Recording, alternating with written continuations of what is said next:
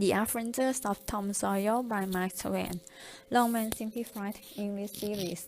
Read by Shriman Buphapod. Chapter 76.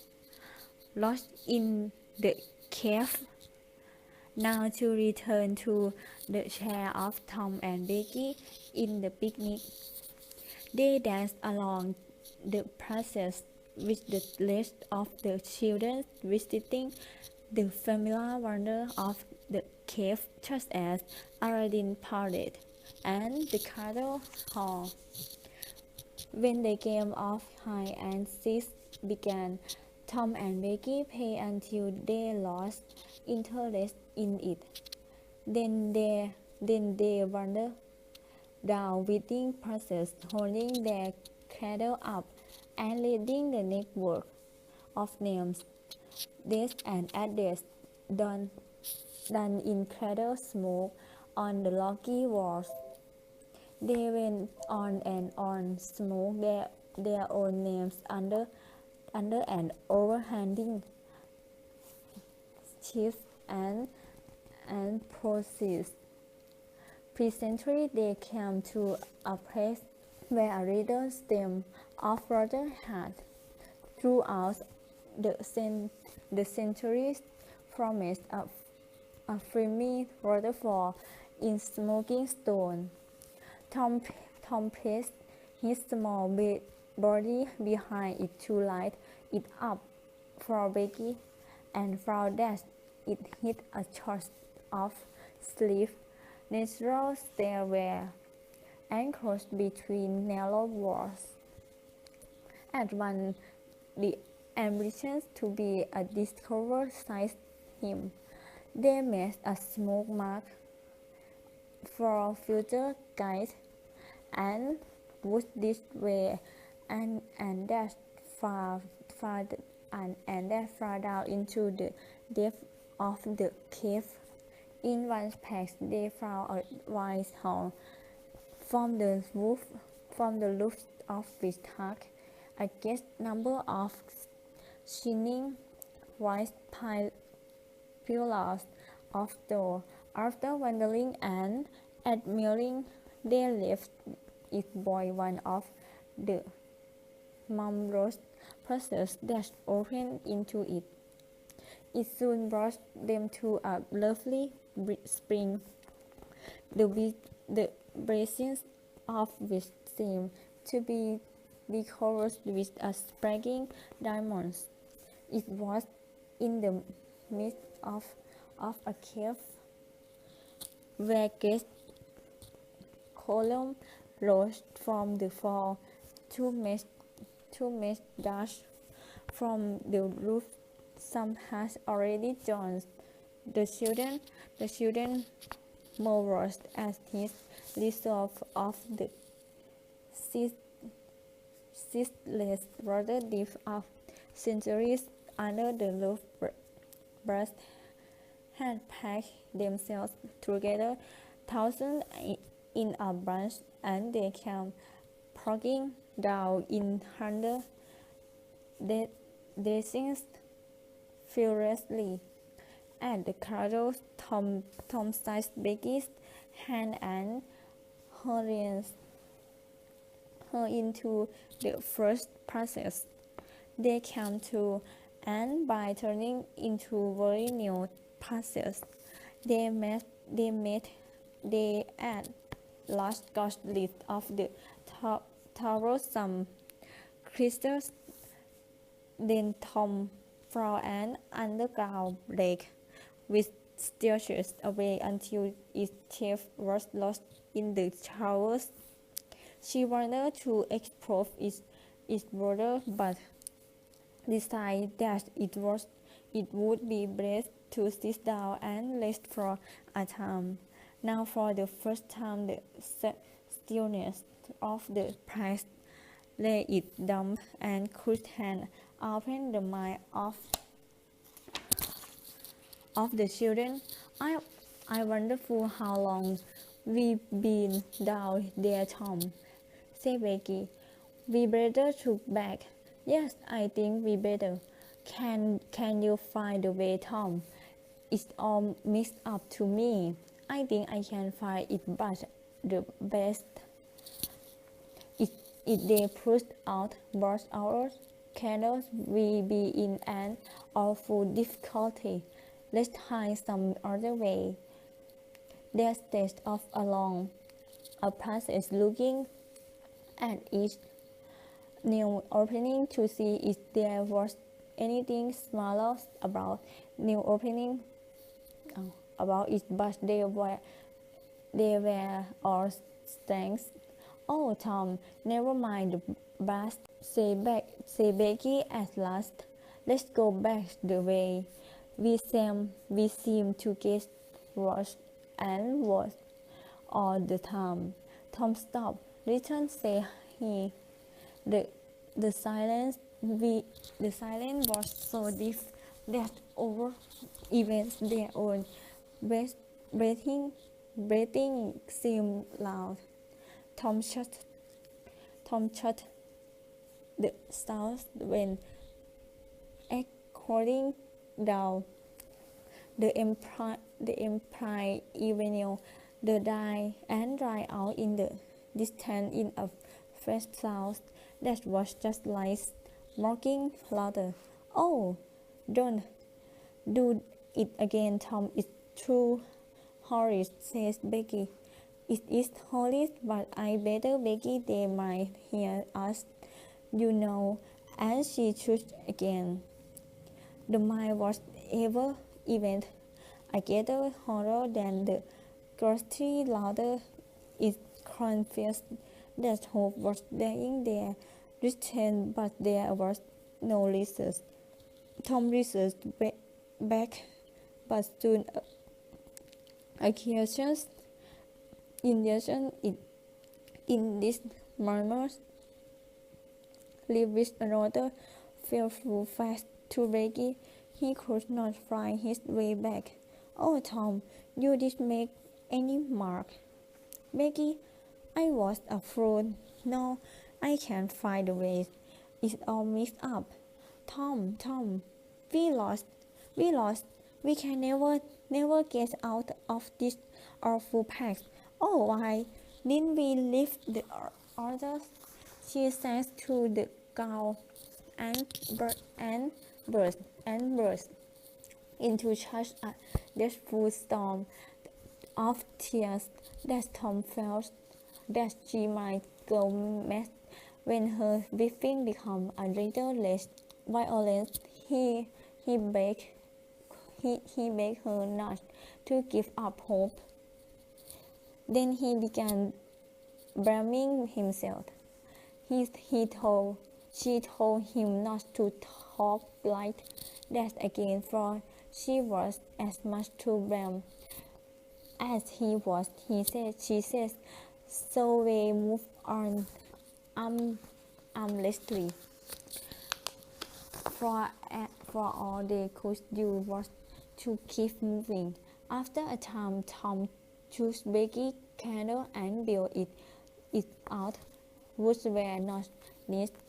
She knew that Tom had a watch candle and 3 or 4 pies in his pocket. Yes, he must ask as little as possible. Then the children began to feel weary, but they tried to pay no attention. Moving was as less progress and might have a ghostly source, but to sit down was to invite Kia's death. As Reggie worked limbs, refused to carry her any further. They sat down. They talked at home of the fence they and above all of the sunlight. Weariness rested so heavily on Becky that she felt asleep, and Tom was grateful. He sat lost in two of happy times. When Becky woke up, she gave a gay little laugh, but she stopped it suddenly and gone forward. Oh, how could I sleep? I wished I had never walked. No, no, Tom, I don't. Don't look so. I won't. I won't say that again. They lost and bundled along hand in hand and hopeless. A long time after this, Tom says that they may must find a spring. They found one, and Tom. Yes, Becky too, that she could go on a little further. Further, she was surprised hear, to hear Tom this again. Nothing was said from some time. Then Becky broke the silence. Tom, I am so hungry. Tom took a big cake from his pocket and devoured it. And Becky is with good appetite. Tom pretended to eat his share. There was an abundance of cool water with which to finish the food. Soon Becky suggested that they should move on again. Becky, we must stay here, where there is water to drink. This little piece of cradle is outlast. Becky cried again. At last he says, Tom, well, Becky, they miss you and search for us. Perhaps they're searching for us now. Why? Of course they are. When would they miss us, Tom? When they got back to the boat, I suppose. Tom, it might have been that them. Would they not that we had come? I don't know. Anyway, your mother would miss you as soon as they all got home. A frightened look in Becky's face made Tom remember she was not to have gone home that night. The Sunday morning might be half spent before Mr. Chester discovered that Becky was not at Miss, Mrs. Harbour. In a moment, a new burst of guilt.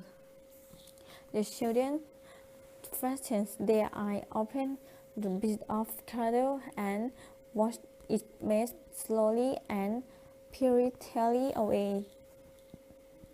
They saw the little flame lit and fall, and then suddenly the hollow of utter darkness environed them. How long afterwards it was that Becky woke to find herself crying in Tom's arms, neither could tell. Tom says that it might be Sunday, or perhaps Monday. The house covered by, and again the captive felt it franker. Tom's share of the cake was divided and eaten, but it seemed to leave them hungrier than before. Presently, Tom says, "Just didn't you hear that? What held their breath beat, and little there was a sound like the fighters far off just entirely Tom and where it again it sound was here and apparently and little nearer. They are humming. Come along, Becky. We are right now. The joy of the prisoner was almost unbearable.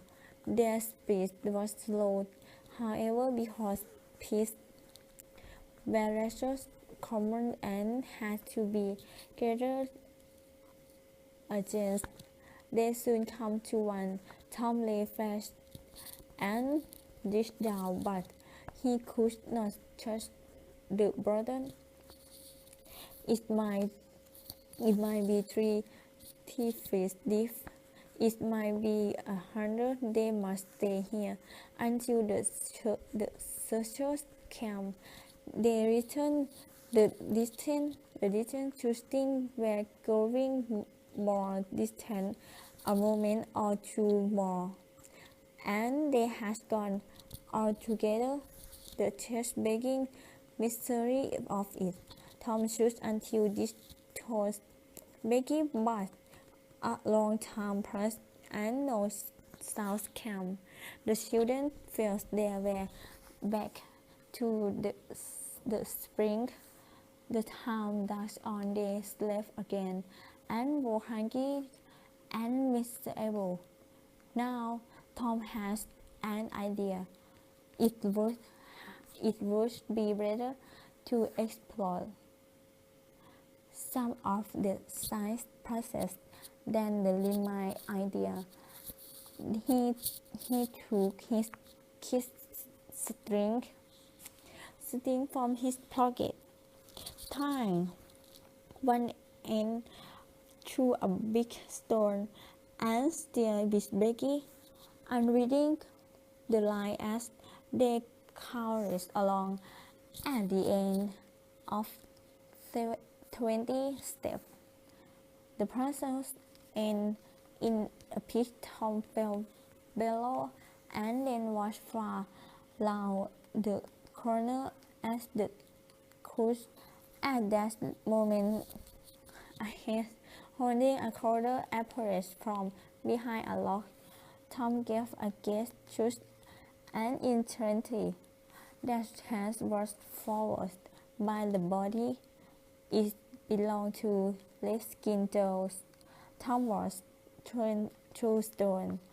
To his immense relief, the Spanish fell. Tom told Becky that he had only just for luck, and they came back to the spring. But hunger and misery after a time made unforgettable fails. Another valiant wait and another long sleep changed. The children walked assist with hunger. Tom believed that it must be Wednesday or Tuesday or even Friday or Saturday now. He proposed to explore another process. He felt willing to rekindle and all other tellers. The Reggie was so weak that she could not be loud. She says that she could wait now, where she was, and die. It would not be long. She told Tom to explore it he chose, but she begged Tom to come back from time to time and speak to her. She made him promise that when her last house came, he would stay by her and hold her hand until all was over. With a lamp in his home pretended to be consistent of tilting the searchers or a way out of the cave, and with the key sticks in his hand. When coming down, one of the puzzles sick with hunger and sorrow and vision of their coming fate